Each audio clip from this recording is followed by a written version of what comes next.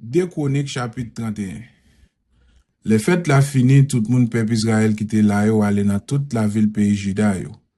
Yo krasé monument Wosh yo jeté statues idole Ashera yo démoli dernier temps par l'hôtel côté yo te fait service pour idole yo. Yo marché fait ça dans tout pays Juda, dans pays moun Benjamin, moun Ephraim ak moun Manassé yo.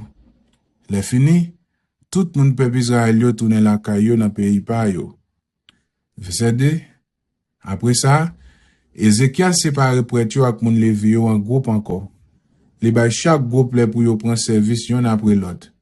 Dans chaque groupe, chaque moun te gen travail pa yo pour yo faire les ap boule bête net pour CA, les ap fait offrande pour demander bon Dieu pardon.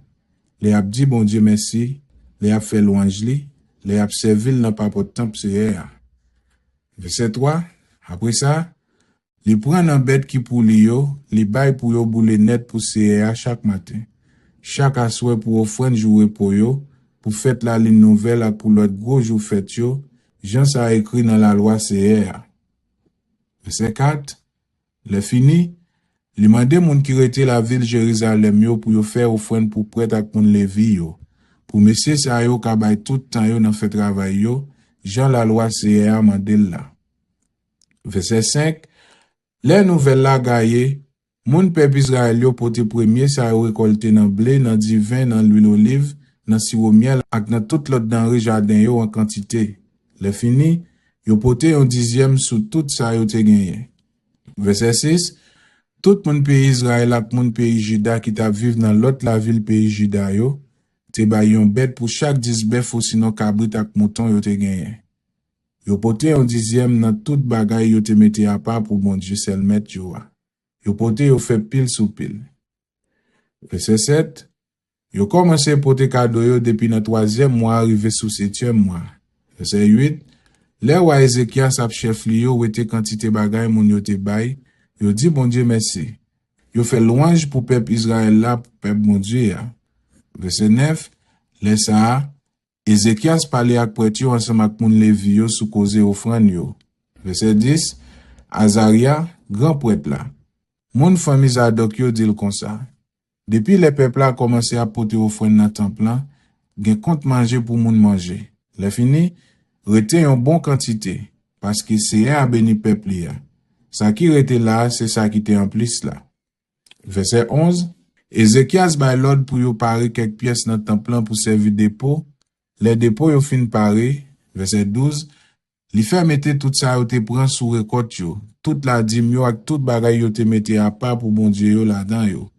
Yo mette Konania, yon moun Lévi chef responsable ak Shimei, frère li, pour adjoint. Verset 13. Yo choisi 10 moun pour travailler sous l'ordre Konania ak Shimei, frère li ya.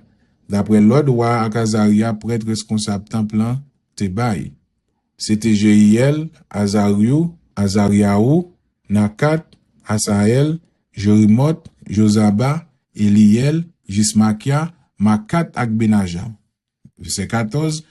Koré, petit Jimna, yon moun Lévi qui te chef garde dans portail sous soleil levé temple là. Te responsable recevoir cadeau moun yo te offri pour CA parce que yo te vle. C'est lui tout qui pour te séparer offrande yo te fait pour CA portion yo te mette à pas net pour CA. Verset 15. Dans l'autre la ville côté prêtre yo rete a, même moun qui était toujours là pour décorer, c'était Eden, Benjamin, Joshua, Shemaja, Amaria ak Shekania. C'est yo même qui pour te séparer manger à bay moun Lévi pareil yo. Grand coup petit, d'après travail yo gen pour faire. Verset 16. Non seulement yo te bay tout moun Lévi qui te gen yo pote dans registre famille yo. Depuis ça qui gen 3 ans l'âge pour pipiti. Portion manger pa yo, mais yo te bay chaque groupe moun Lévi qui te travaille dans temple CA chaque jour, d'après jour travail yo ak d'après travail yo gen pour faire. Verset 17. Prêtre yo te inscrit d'après famille yo. Mais moun Lévi yo, depuis ça qui gen 20 ans pour pipiti, te inscrit d'après travail pour yo faire ak jour pour yo travail. Verset 18. Yo tout te inscrit ensemble ak petit garçon yo, petite fille yo, madame yo ak tout moun qui sous compte yo. Pour yo te kabay tout temps yo pour travail dans temple bon Dieu ya. Verset 19. Yo te choisi moun tout pour mettre responsable séparer manger bay tout prêtre yo. Moun fami Aaron yo, ak moun Levi qui te inscrit dans registre yo, et puis qui t'a vivant d'ailleurs dans voisinage la ville prête yo. Percevez?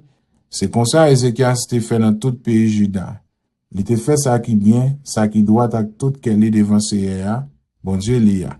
Verset 21. Dans tout ça, il te fait pour service temps bon Dieu, pour la loi, pour commandement bon Dieu yo. Il te cherché faire volonté bon Dieu avec tout qu'elle est. C'est peut-être ça, toute bagaille te marche bien pour lui.